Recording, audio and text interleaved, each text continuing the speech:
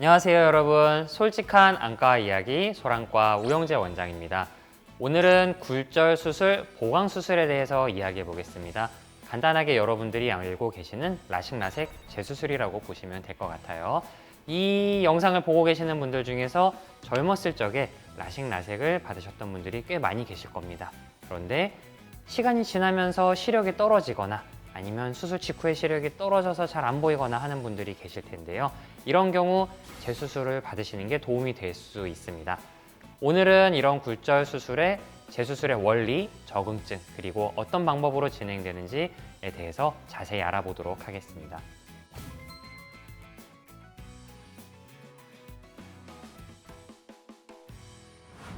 첫 번째는 시력 교정 재수술이란 어떤 것인가에 대한 것인데요. 굴절 수술에 대한 보강 수술은 기존에 받은 수술, 라식, 라섹, 그리고 렌즈 삽입술에 대해서 수술 이후에도 만족스러운 시력이 나오지 않는 경우 추가적인 교정을 통해 목표 시력을 달성하기 위한 절차라고 보시면 되겠습니다. 현재 저희가 하고 있는 굴절 수술은 크게 세 가지 방법으로 나뉩니다. 첫 번째는 빼는 방법입니다. 라식이나 라섹을 통해서 각막을 깎아서 시력을 교정하는 게 감산적인 방법, 빼는 방법이고, 더하는 방법도 있습니다. 안내 렌즈 삽입술이라고 해서 눈 안쪽에 추가적인 시력을 교정하는 렌즈를 삽입해서 시력을 교정하는 방법이 있고요. 세 번째로는 교환하는 방법이 있습니다. 굴절 렌즈 교환술, 리프렉티브 렌즈 익스체인지라고 해서 우리 눈에 들어있는 수정체를 인공 수정체로 교체하는 방법이 있습니다. 자, 현재 시행되는 굴절 수술은 굉장히 정밀하고 정확도가 높아졌습니다. 하지만 일부 환자분들께서는 수술 후에 남은 굴절 이상 혹은 과소교정, 과교정 혹은 퇴행 같은 문제를 경험하시면서 시력이 떨어짐을 느끼실 수가 있습니다.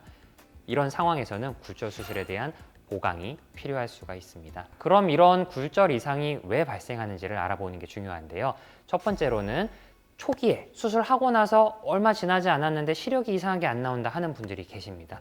이런 초기 발생할 수 있는 굴절 이상의 원인으로서는 검사 자체가 불완전했거나 데이터를 입력할 때 불완전했거나 아니면 sul자가 아직은 이제 익숙하지 않으신 경우 혹은 레이저를 하는데 레이저의 방향이 중심에서 조금 이탈하거나 아니면 레이저가 불완전하게 눈까지 도달하는 경우가 있을 수 있습니다. 라식, 라섹, 스마일 모두 레이저가 어느 한 층을 통과해서 눈까지 도달을 해야 하는데 그 과정에서 여러 가지 장애물을 만날 수가 있습니다. 하나는 습도 혹은 공기 중에 떠다니는 어떤 특정 먼지 같은 분자가 있을 수 있습니다.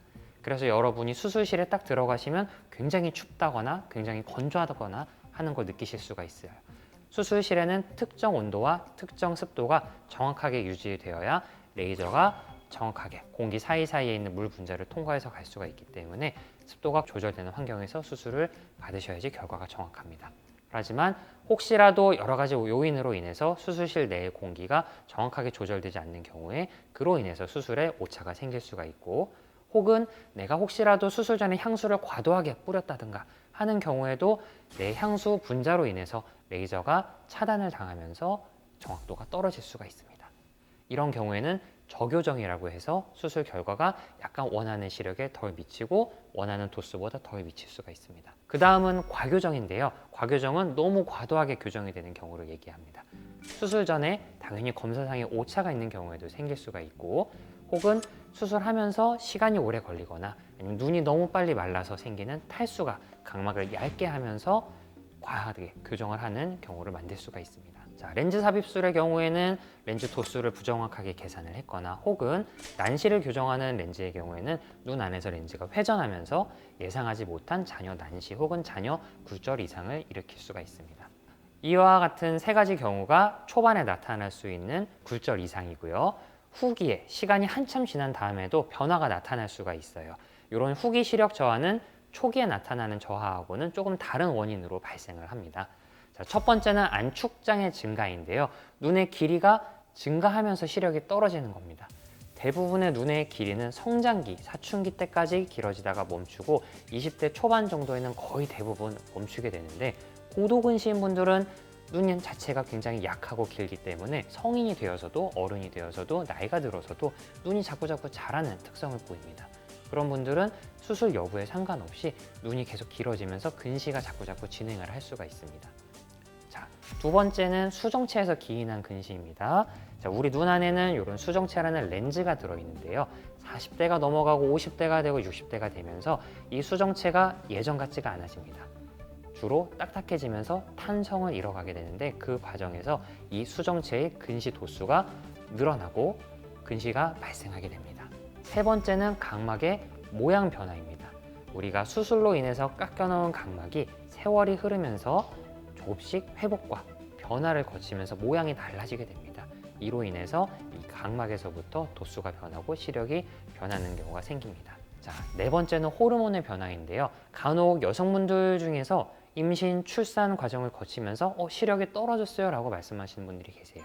그런 호르몬의 변화는 우리 각막에 있는 콜라겐의 상태를 변화시키기 때문에 호르몬 변화로 인해서도 시력이 떨어질 수가 있고, 혹은 자체적으로 내분비 질환이 있는 분들은 그로 인해서도 시력이 떨어질 수가 있습니다. 자, 중요한 것은 이런 시력 변화가 자연스럽게 내 몸에서 전반적인 세월의 흐름 혹은 내분비적인 변화로 인해서 생기는 경우도 있지만, 간혹 원추각막이라고 부르는 각막이 약해지는 질환으로 인해서 퇴행이 올 수도 있기 때문에 정밀한 감별이 꼭 필요합니다. 자, 이런 라식, 라섹 혹은 렌즈 삽입술 후에 이루어지는 보강은 모든 환자에게 다 적합하지는 않습니다. 저희가 이 조건을 만족하는 경우에만 재수술이 가능하다고 보통 말씀을 드려요. 가장 중요한 거는 이 굴절 수술에 대해서 목표치가 어느 정도인지를 본인이 알고 있어야 된다는 겁니다. 일단 굴절 수술, 재수술의 목표는 안경 없이 일상생활을 하는 것이 목적이지만, 내가 연령대가 높다거나 각막 상태가 좋지 않다면 수술을 보강하는 데 한계가 있을 수 있다는 것을 알고 계셔야지 보강을 해드릴 수가 있습니다. 그 다음에는 굴절 상태가 안정적이어야 됩니다. 나의 근시 정도, 난시 정도가 안정적인 상태가 3개월 이상 지속이 되어야지 저희가 재수술을 할 수 있다고 봅니다. 만약에 한 달마다 계속 도수가 변한다 하면은 그런 분들은 재수술을 하여도 또 변할 가능성이 높습니다. 그래서 3개월 이상 내 상태가 안정적인지를 확인하고 교정을 진행하시는 것이 좋습니다. 그리고 세 번째로는 내 눈 상태가 재수술을 통해서 완벽하게 회복이 가능한지를 확인을 해야 됩니다. 근시 도수가 높은 분들은 안축장이 길기 때문에 그로 인해서 발생하는 녹내장이라든지 황반변성이라든지 하는 다른 질환이 중첩되어 있을 수가 있어요. 그래서 다른 이상이 없는지를 확인하고 시력 교정술을 재수술을 하는 것만으로 시력이 잘 나오는지를 꼭 확인을 해야 됩니다. 그리고 중요한 거는 각막 두께, 특히 라식이나 라섹 재수술을 하시는 분들은 각막 두께가 충분해야 됩니다. 교과서적으로는 최소 300마이크로미터 이상의 각막 실질이 남아 있어야 한다고는 하지만, 실제로는 좀 더 여유가 있어야 되고, 그리고 중요한 거는 처음에 내가 각막을 얼마나 절삭했는지 그 데이터도 알고 있어야 적절하게 각막을 남기면서 과도하지 않게 수술을 할 수가 있습니다. 그리고 다섯 번째로는 각막 모양이 좋아야 됩니다. 각막 확장증, 원추각막, 각막 이상증 같은 문제가 생긴다면 각막이 계속 찌그러지고 아래로 처지는 모습을 보이는데, 그런 형태가 나타나지 않는지 꼭 확인을 해줘야 되고, 앞서 말씀드렸지만 3개월간 각막 모양과 시력이 안정적이어야 됩니다. 이런 재수술은 환자분들의 상태에 따라서 다양한 방법으로 이루어집니다. 라식, 라섹, 스마일 등의 초기 수술에서 과소교정이나 과교정 혹은 난시가 남아있는 경우에는 엑시머 레이저를 이용해서, 다시 말해서 라섹을 이용해서 추가 교정을 간단하게 진행을 할 수가 있습니다. 라식, 라섹, 스마일 모두 조건만 맞는다면 라섹으로 모두 재교정이 가능하며, 라식의 경우에는 절편, 우리가 플랩이라고 얘기하는 부분을 온전하게 들 수 있으면 라식을 이용해서 다시 재교정이 가능하다고 보시면 되겠습니다. 그 다음은 렌즈 삽입술을 받으셨던 분들의 경우에는 남은 굴절 이상이 심하거나 각막 두께가 충분하지 않은 경우에 적합하다고 보시면 되겠습니다.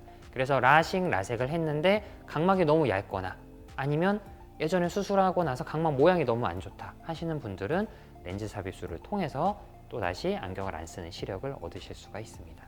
그 다음은 렌즈 교환술인데요. 앞서 말씀드렸다시피 내 눈에 있는 수정체를 새로 교체를 하는 수술을 얘기를 합니다. 고도 근시거나 혹은 고도 원시거나 노안이 있는 분들에게서 되게 추천되는 수술입니다. 간단하게 말해서 백내장 수술이라고 할 수가 있는데요. 이는 백내장 제거보다는 시력 교정에 초점을 맞춘 수술이라고 보시면 되겠습니다. 그래서 내가 각막을 깎아서 교정할 수 없는 도수를, 이 렌즈를 새로 인공수정체를 넣어서 고도 근시 혹은 고도 원시, 고도 난시를 완벽하게 교정을 할 수가 있습니다. 또한 내 연령대가 40대 중반이 넘어가서 노안이 찾아와서 일반적인 시력 교정술만으로는 내가 노안까지 다 교정을 할 수가 없다 하는 경우에도 인공수정체를 통해서 원거리, 근거리, 중간거리를 같이 교정을 받으실 수가 있습니다. 자, 이런 굴절 수술, 재수술의 성공을 위한 요소에는 몇 가지 절차가 중요한데요. 다시 한번 정리해드리면은 남은 굴절 이상이 안정적이어야 됩니다. 변화가 없어야 되고 남은 각막 두께와 각막 모양을 철저하게 평가를 해야 됩니다. 그리고 환자분의 현재 상태와 연령을 보고 기대치를 명확히 파악하고 상담을 통해서 충분히 설명을 받으시는 게 중요합니다.